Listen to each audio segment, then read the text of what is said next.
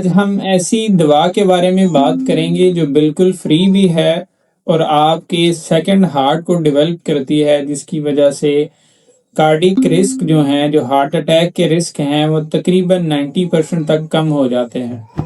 جی ہاں، ہم بات کر رہے ہیں واک کی۔ واک کرنا جو ہے وہ آپ کے دل کے لیے انتہائی مفید ہے۔ آپ کی جو پنڈلیاں ہیں، ان پنڈلیوں کے جو مسلز ہیں، ان کو سیکنڈ ہارٹ کہا جاتا ہے۔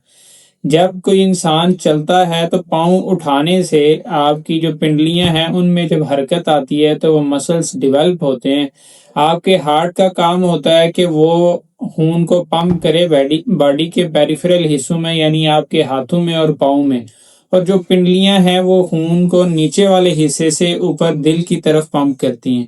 تو اس طرح یہ دل جو ہے، جو آپ کے ٹانگوں میں دل پایا جاتا ہے، وہ کام کرتا ہے۔ اگر آپ کی پنڈلیاں سٹرانگ ہیں تو آپ کا جو دل ہے اس کی پاور ٹھیک رہے گی، اس میں فلو ٹھیک رہے گا، اور واپس جو آپ کا بلڈ پش ہوگا وہ نالیوں کی صفائی کرتا جائے گا۔